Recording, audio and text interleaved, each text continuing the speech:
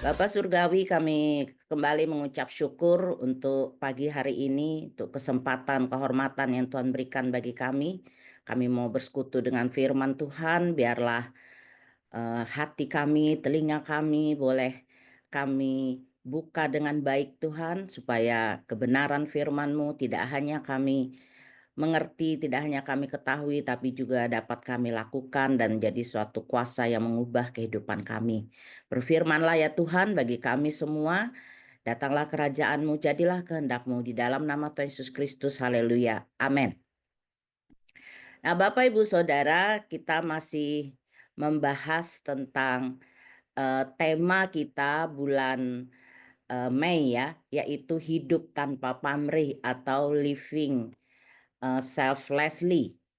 Hidup tanpa pamrih dalam Alkitab itu berarti mengutamakan kepentingan orang lain di atas kepentingan diri kita sendiri, tanpa mengharapkan balasan atau pengakuan.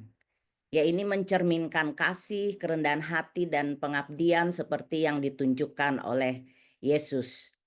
Yesus memberikan contoh hidup tanpa pamrih dengan melayani, bukan dilayani. Yesus melayani orang lain, khususnya kaum marginal, mereka yang tidak dianggap di masyarakat, seperti orang-orang kusta, pelacur, pemungut cukai, dan lain-lain ya. Yesus bersedia merendahkan dirinya, bahkan memberikan nyawanya untuk menebus dosa manusia. Nah, pagi hari ini Bapak Ibu Saudara, saya ingin mengajak kita untuk belajar dari Yesus bagaimana ia melayani para muridnya tanpa pamrih. Ya, mari kita baca Yohanes 13 ayat 1 sampai 5. Yohanes 13 ayat 1 sampai 5, judul perikopnya adalah Yesus membasuh kaki murid-muridnya. Sementara itu, sebelum hari raya Paskah mulai, Yesus telah tahu bahwa saatnya sudah tiba untuk beralih dari dunia ini kepada Bapa. Sama seperti ia senantiasa mengasihi murid-muridnya, demikianlah sekarang ia mengasihi mereka sampai kepada kesudahannya. Mereka sedang makan bersama dan iblis telah membisikkan rencana dalam hati Yudas Iskariot, anak Simon, untuk mengkhianati dia. Yesus tahu bahwa Bapaknya telah menyerahkan segala sesuatu kepadanya dan bahwa ia datang dari Allah dan kembali kepada Allah. Lalu bangunlah Yesus dan menanggalkan jubahnya, ia mengambil sehelai kain lenan dan mengikatkannya pada pinggangnya. Kemudian ia menuangkan air ke dalam sebuah basi dan mulai membasuh kaki murid-muridnya, lalu menyekanya dengan kain yang terikat pada pinggangnya itu. Nah, dari bacaan kita temukan ada dua hal yang Yesus tahu ya. Yang pertama, Yesus tahu bahwa saat kematiannya sudah dekat. Yang kedua, Yesus tahu bahwa Bapaknya telah menyerahkan segala sesuatu kepadanya. Bapa telah memberikan hak kepemilikan dan kuasa atas segala sesuatu baik di surga maupun di bumi. Yesus mengetahui kedua hal ini, tapi dia tidak memanfaatkannya untuk mencari keuntungan sendiri. Dia tidak minta dilayani, tapi justru melayani para muridnya. Dia pakai kedua hal itu untuk menunjukkan kasihnya kepada para muridnya. Nah, apa yang Yesus lakukan di ayat 4, ya dikatakan lalu bangunlah Yesus dan menanggalkan jubahnya. Ya, yang pertama kita mau belajar tentang bagaimana menanggalkan jubah. Selain sebagai pakaian luar seperti mantel penahan dingin atau angin ya, jubah seringkali digunakan untuk melambangkan jabatan khusus. Seperti imam besar atau raja ya. Rabi juga menggunakan jubah khusus. Jubah juga bisa melambangkan kebanggaan atau otoritas seperti jubah yang diberikan kepada Yusuf ya oleh ayahnya Yakub. Sebelum melayani yaitu membasuh kaki para muridnya, Yesus bersedia menanggalkan jubahnya. Secara teknis memang jubah itu membuat pergerakan Yesus untuk membasuh kaki para muridnya itu terhambat, makanya perlu ditanggalkan ya. Tetapi secara simbolis, Yesus ingin mengajarkan kepada kita untuk menanggalkan identitas, jabatan, kebanggaan-kebanggaan kita yang menghalangi kita hidup tanpa pamrih. Orang yang hidup ke sana kemari dengan tanda petik ya jubah kebesarannya, saya sebut memiliki spirit mentang-mentang ya. Yesus adalah Tuhan dan Guru. Kalau Yesus memiliki spirit mentang-mentang, pasti dia tidak akan mau membasuh kaki murid-muridnya. Dia maunya disembah, dilayani, diperhatikan, diprioritaskan gitu. Apalagi dia tahu bahwa Bapaknya telah menyerahkan segala sesuatu kepadanya, baik di surga maupun di bumi. Kuasanya tidak terbatas. Dia bisa memakai kuasanya untuk menguasai orang lain sehingga semua orang melayani dia. Tetapi Yesus mengambil jalan yang berbeda. Nah, bagaimana dengan kita sebagai pengikut Kristus? Bukankah spirit mentang-mentang ini juga sering kita praktekkan dalam hidup kita sehari-hari? Siapa yang punya penghasilan paling besar di rumah, maka dialah bosnya. Ya, apalagi kalau dia satu-satunya yang mencari nafkah bagi keluarga, maka semua anggota keluarga harus merajakan dia. Kalau dia udah bersabda, maka semuanya harus tunduk. Tidak ada satupun yang boleh membantah. Kalau ada yang berpendapat berbeda, ada alasan untuk dia mengamuk, bahkan mengancam ya. Jangan macam-macam kalian. Sayalah yang menghidupi kalian selama ini. Pokoknya dia jadi otoriter ya. Semuanya harus ikut maunya dia. Karena dia yang cari uang, maka suka-sukanya juga dia mengeluarkan uang ya, belanja sesuai keinginan mata dan hatinya. Sedangkan kebutuhan di rumah tidak diperhatikan. Kalau diingatkan dia akan jawab, ini uang-uang saya yang cari suka-suka saya. Saya pakai buat apa kek, buat apa kek gitu ya. Nah, orang yang punya spirit mentang-mentang selalu merasa diri penting, sehingga menuntut untuk dilayani, dihormati, diprioritaskan gitu ya.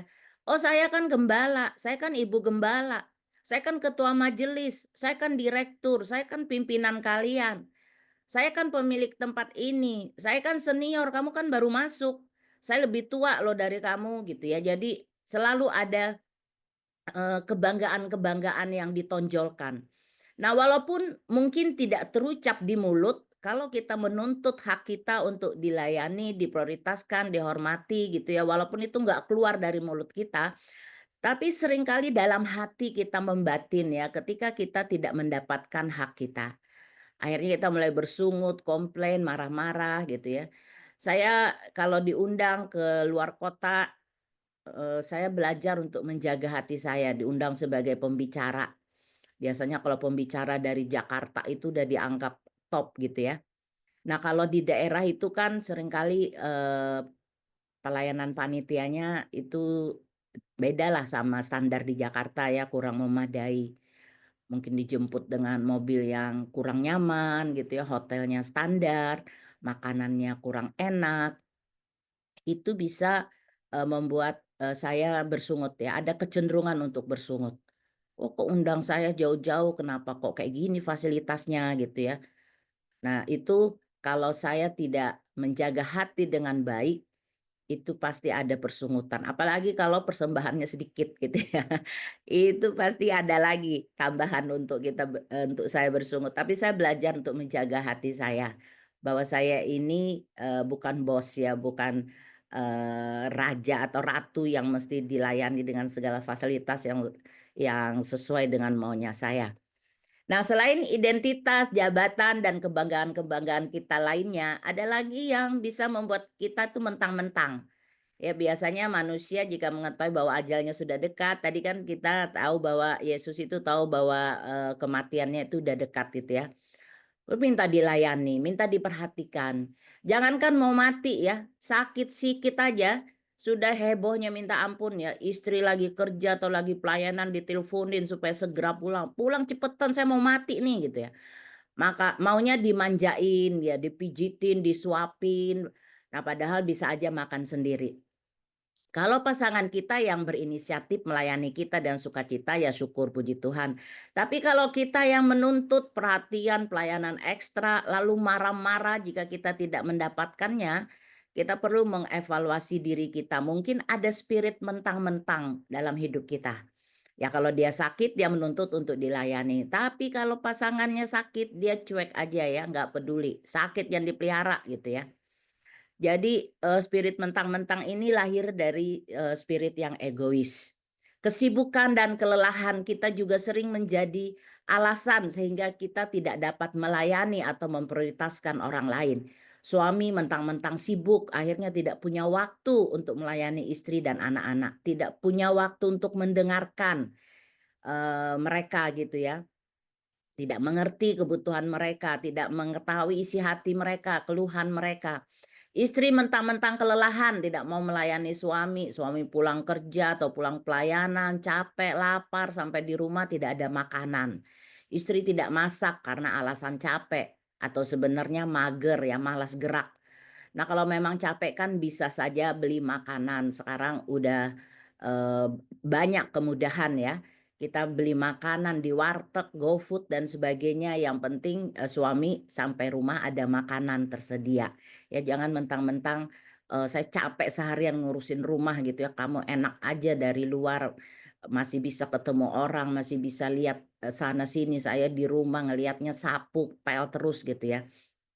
Anak-anak mentang-mentang sibuk dengan kuliah atau pekerjaan, tidak ada waktu untuk ngobrol dengan orang tua. Pulang ke rumah mandi, makan, dan langsung mengurung diri di kamar dengan gadgetnya. Nah, spirit mentang-mentang ini harus kita hancurkan. Itu termasuk gunung-gunung yang harus kita ratakan ya dalam rangka mempersiapkan diri menantikan kedatangan Tuhan. Untuk menghancurkan spirit mentang-mentang, kita harus melihat bahwa apapun yang kita miliki dan lakukan adalah karena kasih karunia Tuhan. Karena kasih karunia Allah, kita adalah para pengelola dalam kerajaan Allah. Menjadi suami yang bekerja dan menafkahi keluarga, menjadi istri yang bekerja atau pintar berbisnis, dan sekaligus mengatur rumah tangga, semuanya adalah kasih karunia Allah yang perlu kita syukuri. Bukan kita sombongkan, apalagi kita keluhkan. Nah, jika kita memandang semuanya sebagai kasih karunia Allah, maka kita tidak akan meninggikan diri, tidak mentang-mentang, tapi kita akan semakin rendah hati di hadapan Tuhan dan manusia. Semuanya adalah milik Tuhan. Saya ini hanya pengelola saja. Kita harus bersyukur dipercayakan Tuhan untuk menjadi pengelola miliknya di bumi. Sebuah kehormatan yang Tuhan berikan buat kita. Jadi seharusnya tidak jadi beban atau jadi sesuatu yang perlu kita sombongkan. Yesus punya alasan ya untuk memiliki spirit mentang-mentang, tapi dia memilih untuk menanggalkan semuanya itu. Filipi 2 ayat 6 sampai 7 berkata, yang walaupun dalam rupa Allah tidak menganggap kesetaraan dengan Allah itu sebagai milik yang harus dipertahankan, melainkan telah mengosongkan dirinya sendiri dan mengambil rupa seorang hamba dan menjadi sama dengan manusia. Serupa dalam rupa Allah ya udah paling tinggi banget, tapi dia mengambil posisi yang paling rendah sekali, yaitu seorang hamba yang menjadi sama dengan manusia. Yang kedua Bapak Ibu, kita belajar dari Yesus, dari pembacaan kita, yaitu mengenakan setelah menanggalkan ada sesuatu yang Yesus kenakan. Ya di ayat 4 itu setelah Yesus menanggalkan jubahnya, ia mengambil sehelai kain lenan dan mengikatkannya pada pinggangnya. Yesus mengenakan pakaian budak yang rendah, pakaian yang dianggap hina. Ketika Yesus menanggalkan jubahnya, itu adalah suatu sikap simbolik di mana ia sedang melepaskan identitas dan jabatannya sebagai guru dan Tuhan, derajat yang lebih tinggi daripada murid-muridnya. Kemudian tindakan Yesus mengambil kain lenan dan mengikatkannya pada pinggangnya untuk membasuh kaki para muridnya, itu adalah sikap ia mengambil peran sebagai hamba atau budak bagi murid-muridnya sendiri. Dalam pembacaan Midras Yahudi, Midras itu tafsiran Alkitab orang Yahudi yang disebut Tanak ya. Melepaskan jubah dan mengikatkan kain di pinggang itu merupakan tindakan yang menegaskan sikap merendahkan hati yang luar biasa. Sebab dalam catatan Midras mengenai Kejadian 21 ayat 14 dikatakan pada waktu Abraham mengusir Hagar, hamba Sarai itu, ia memberikan surat cerai kepadanya dan mengambil salah Hagar dan mengikatkannya pada pinggangnya supaya orang-orang mengetahui bahwa Hagar ini adalah seorang budak. Jadi salah satu poin penting yang ingin Tuhan Yesus ajarkan kepada murid-muridnya dan kepada kita saat ini adalah ia merendahkan diri dan menjadi pelayan atau menjadi budak bagi para muridnya. Kemudian Yesus mulai membasuh kaki murid-muridnya. Membasuh kaki adalah suatu tugas hina yang dilakukan oleh seorang budak. Tuhan Yesus mengajari kita tentang merendahkan diri, merendahkan hati, baik dengan ucapan maupun dalam perbuatan pelayanan. Dalam tradisi Yahudi, Bapak Ibu Saudara, pembasuhan kaki oleh orang yang lebih tinggi adalah hal yang sangat tidak wajar untuk dilakukan. Ya, pembasuhan kaki juga tidak dilakukan oleh orang-orang yang sebaya atau selevel ya, seusia. Kecuali kasus-kasus khusus di mana orang tersebut ingin menunjukkan kasih yang luar biasa kepada sahabatnya yang usianya sama dengan dia. Jadi jika pembasuhan kaki oleh orang yang sebaya saja adalah hal yang tidak umum, terlebih lagi jika pembasuhan kaki itu dilakukan oleh seorang guru besar seperti Tuhan Yesus ya. Yesus itu Allah yang berinkarnasi, tapi dia mau melakukan pembasuhan kaki itu terhadap murid-muridnya yang derajatnya lebih rendah dari dia. Disinilah terletak pesan yang sangat kuat dalam peristiwa pembasuhan kaki yang dilakukan oleh Tuhan Yesus, bahwa pembasuhan kaki tersebut adalah simbol dari perendahan diri dan perwujudan kasih Tuhan Yesus yang begitu besar kepada murid-muridnya. Dengan demikian kita belajar bahwa setelah meninggalkan spirit mentang-mentang, kita harus mengenakan spirit hamba dalam hidup kita. Efesus 5 ayat 21 mengatakan, dan rendahkanlah dirimu seorang kepada yang lain di dalam takut akan Kristus. Terjemahan baru ya, Alkitab terjemahan baru. Kalau dalam terjemahan sederhana Indonesia, hendaklah kamu rendah hati dan bersedia menghormati kemauan satu sama lain. Dengan begitu kamu juga menghormati Kristus. Kalau dalam terjemahan firman Allah yang hidup, hormatilah Kristus dengan saling melayani. Jadi menghormati dan melayani sesama kita tanpa pamrih adalah ekspresi dari kerendahan hati kita dan wujud dari rasa hormat kita kepada Kristus. Bohong jika ada orang bilang kalau dia menghormati Tuhan, dia rendah hati, tapi dia tidak menghormati dan melayani sesamanya. Nah, tema untuk minggu ketiga bulan Mei ini adalah putting others first, ya, mendahulukan orang lain. Tema ini mungkin terasa aneh bagi dunia kita saat ini yang cenderung mementingkan diri sendiri. Dunia mengajarkan apa? Put yourself first ya. Utamakan dirimu sendiri. Stop membuat orang lain bahagia. Stop memikirkan orang lain gitu ya. Bahkan ada pepatah yang mengatakan tidak ada makan siang yang gratis. Artinya tidak ada yang cuma-cuma. Semua ada pamrihnya. Tapi sebagai warga kerajaan Allah kita harus meneladani kehidupan raja kita yang hidup tanpa pamrih dan mengutamakan kepentingan orang lain. Dan itu dimulai dari keluarga kita. Ketika kita tidak lagi punya spirit mentang-mentang mencari kepentingan atau keuntungan bagi diri sendiri, kita tidak lagi fokus kepada diri sendiri, maka kita dapat dengan rendah hati memperhatikan dan mendahulukan kepentingan orang lain. Filipi 2 ayat 3 sampai 4, dengan tidak mencari kepentingan sendiri atau puji-pujian yang sia-sia. Sebaliknya, hendaklah dengan rendah hati yang seorang menganggap yang lain lebih utama daripada dirinya sendiri. Dan janganlah tiap-tiap orang hanya memperhatikan kepentingannya sendiri, tetapi kepentingan orang lain juga. Dari ayat ini kita memahami bahwa Tuhan bukannya melarang kita memperhatikan kepentingan kita, tetapi perintahnya adalah janganlah kita hanya memperhatikan kepentingan diri kita sendiri ya, tapi perhatikan juga kepentingan orang lain. Bukan berarti Tuhan memerintahkan kita untuk terus memperhatikan kepentingan orang lain sampai memperhatikan kepentingan diri kita sendiri. Jangan gegara pelayanan kita tidak istirahat, tidak karuan makan, akhirnya sakit dan mati cepat. Bukan begitu maksudnya ya.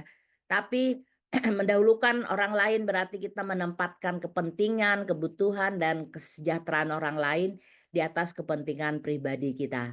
Sikap ini mencerminkan tindakan kasih yang tulus dan tanpa pamrih, di mana kita berfokus untuk membantu dan mendukung orang lain sekalipun untuk itu ada harga yang harus kita kurbankan, entah itu waktu, tenaga, uang, atau sumber daya lainnya.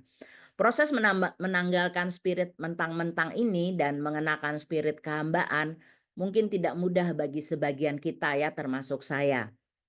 Tapi saya percaya bahwa Roh Kudus akan memampukan kita untuk berjuang ya, meratakan setiap gunung dan bukit-bukit kesombongan, hidup semakin rendah hati tanpa pamrih, supaya kita mempersiapkan diri kita menyambut kedatangannya agar kita dapat menjadi umat yang berkenan kepadanya. Tuhan Yesus, Raja kita selalu memberkati. Nah, apa yang kita sharingkan di breakout room kita, adakah spirit mentang-mentang yang masih menguasai hidup kita, hidup Anda? Ya, bagaimana cara Anda menanggalkannya?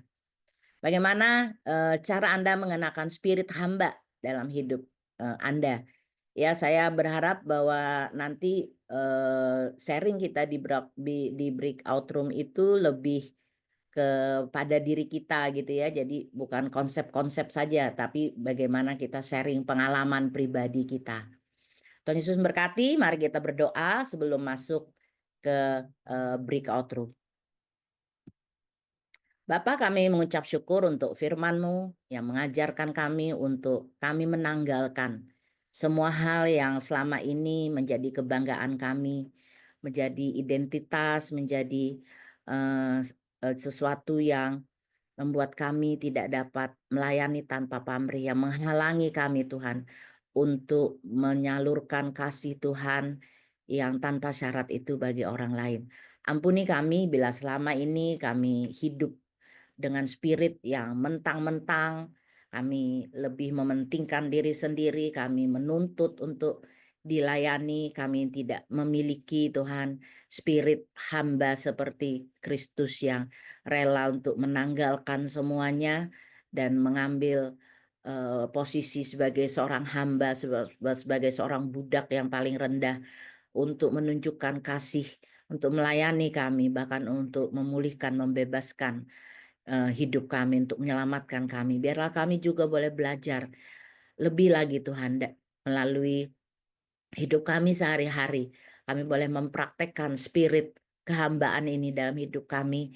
Kami boleh melayani, mengasihi semua orang yang ada di sekitar kami, menunjukkan rasa hormat kami kepada Kristus melalui pelayanan kami dan kasih kami kepada sesama. Terima kasih di dalam nama Tuhan Yesus Kristus kami ucap syukur. Haleluya. Amin.